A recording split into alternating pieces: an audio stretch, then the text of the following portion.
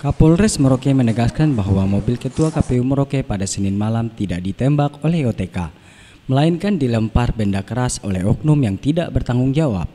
Dengan adanya insiden yang terjadi saat Ketua KPU Merauke, Teresia Mause yang hendak pulang ke rumahnya usai dari kantor KPU, yang pada malam itu melintasi Jalan Kudamati, dan mobil yang dikendarai oleh Ketua KPU dan ajudannya dilempar benda keras oleh oknum yang tidak bertanggung jawab. Setelah mendapat laporan tersebut, Polres Merauke langsung melakukan olah TKP dan menyisir sepanjang Jalan Kudamati, namun pelaku tidak ditemukan.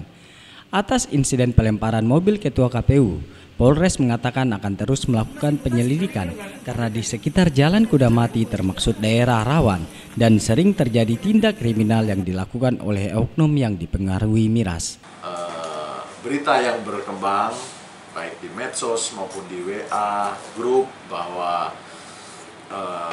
mobil Ketua KPU ditembak oleh OTK itu adalah hoax atau tidak benar, karena tadi malam begitu mendapat informasi dari ajudan ataupun LO yang melekat dengan beliau, kami dari Polres Merauke langsung melaksanakan pengecekan TKP.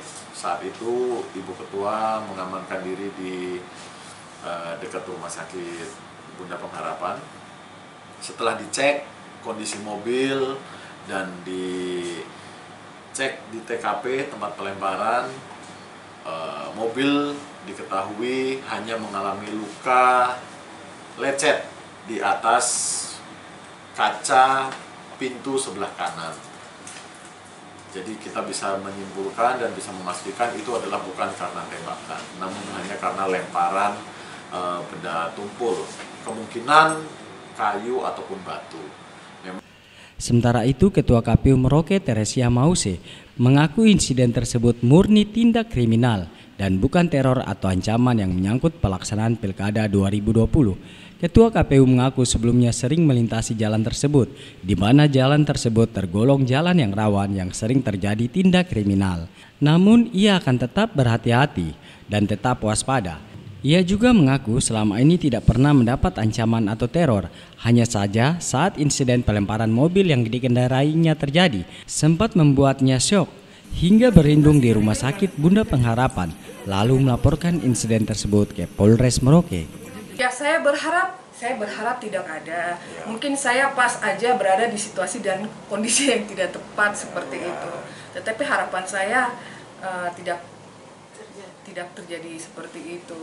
Artinya ya memang situasi saat ini sedang panas ya, apalagi situasi politik terkait pilkada ini ya. Tapi sejauh ini saya tidak pernah diteror, di SMS yang aneh-aneh atau diancam. Kemudian setiap aktivitas pulang kantor, atau pulang kantor ataupun aktivitas yang lain selalu aman saja. Hanya cuma memang kemarin malam sempat terjadi insiden seperti itu. Tetapi saya berharap situasi sampai nanti pada pilkada tetap aman saja. Ya. Tapi tentunya pasti tetap waspada, ya kan? Ini bahasa kemungkinan. Ya, memang sih artinya daerah itu rawan, kejadian itu sering terjadi. Tapi memang selama ini saya tidak pernah mengalami kejadian itu. Saya sudah biasa kadang kegiatan pulang malam, kadang menggunakan motor juga, tapi aman-aman saja. Cuma kemarin malam sempat terjadi insiden ini, saya sempat shock juga karena bersama anak ya.